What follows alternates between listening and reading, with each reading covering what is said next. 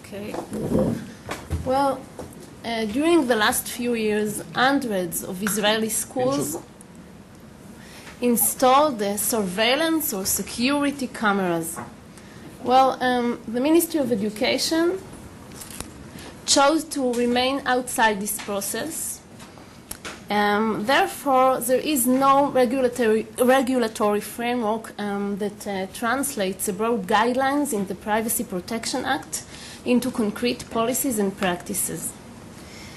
Each school makes its own decisions regarding the installation of the cameras, the locations, the notifications to parents and students, the storage of the information, the integration of cameras in educational processes, and other practices that shape the contours of the right to privacy in schools.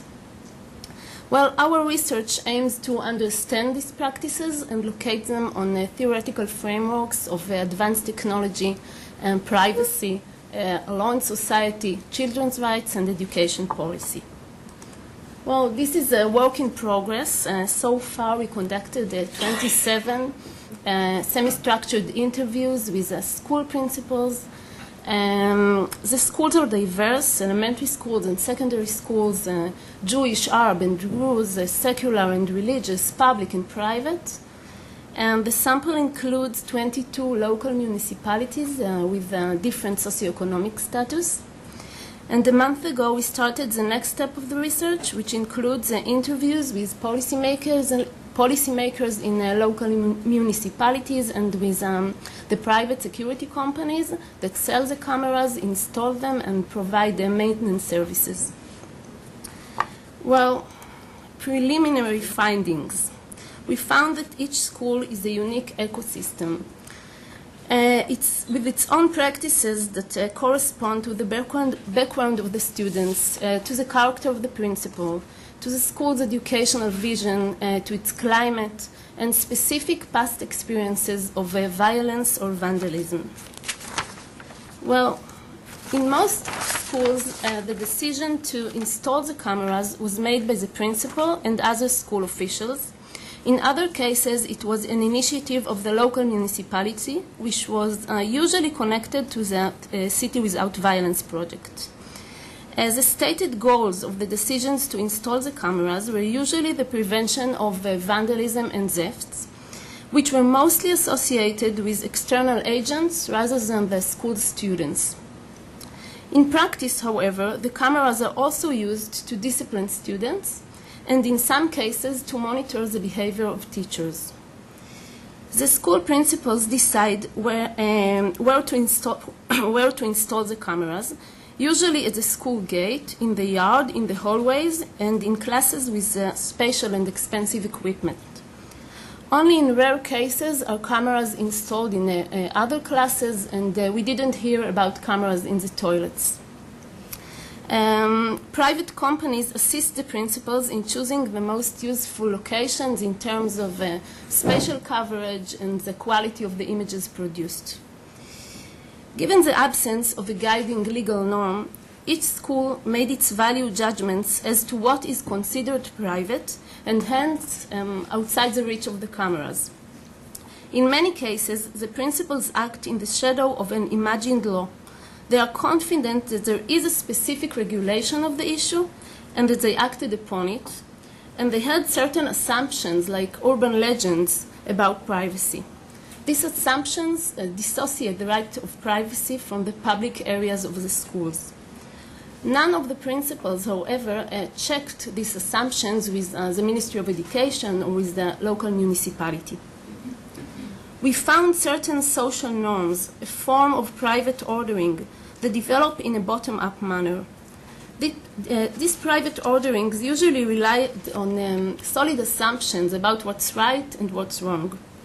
Thus, the law plays an indirect and rather obscure role, not because of its contents, but because of unfounded assumptions about the legality of the surveillance practices. Well, in most cases, schools did not conduct any discussion regarding other aspects of the right to privacy, such as notices to parents and students, the data subject's right to access the information, and the storage of the information. Most of the principals have difficulties in operating the system.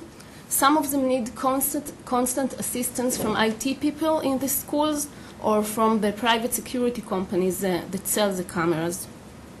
Other principals with a stronger technological literacy, they watch the transmissions on their day off through their smartphones.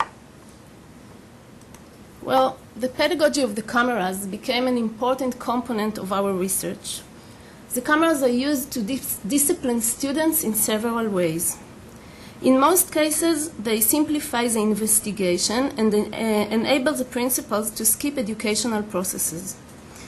Some principals use the cameras behind the scenes, while others confront teachers, students, and parents with the stored images.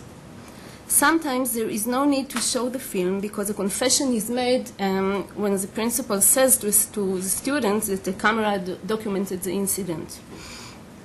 Thus, the cameras shift the pedagogical inquiry to a semi-legal procedure. Most of the principals, but not all of them, felt quite uncomfortable when they talked about it. They used the Big Brother metaphor to emphasize the reservations from the new technology. It seems, however, that they were speaking about the TV show rather than about Orwell's book. Some of the principals said that they use the cameras to discipline students as a last resort. In many interviews, there was like a dissonance between the theoretical reservations and the practices that were described by the principals. There were also schools in which the cameras are used to develop trust. When a principal says to a student that he can use a camera, but he chose not to do it, so the cameras turn into a tool that produces trust, and this is a powerful means to make the student understand that the principal believes in him. And this is not possible in the open public space. Well, in each school, these various practices by which the cameras are used determine the scope of the right to privacy of the students and to some extent of the teachers. The lack of official legal guidelines produced different communities of practice, which some of their habits correspond with each other. Interestingly, while the subject of parental excessive intervention in schools' policies is dominant in the public discourse, there were only few schools in which there were any discussions with parents and students about the installation of the cameras. This corresponds with what you said, Tali. And there was not any school in which there were discussions with parents and students about the adequate limits of the surveillance. We hope that our research will shed a light on this issue and encourage policymakers, parents, and students to start asking questions that should have been asked long ago. In future research, we intend to offer normative guidelines, legal as well as educational, that may assist policymakers and school officials in shaping better decisions regarding the adequate limits of surveillance cameras in the spatial context of educational environments. Thank you. Thank you.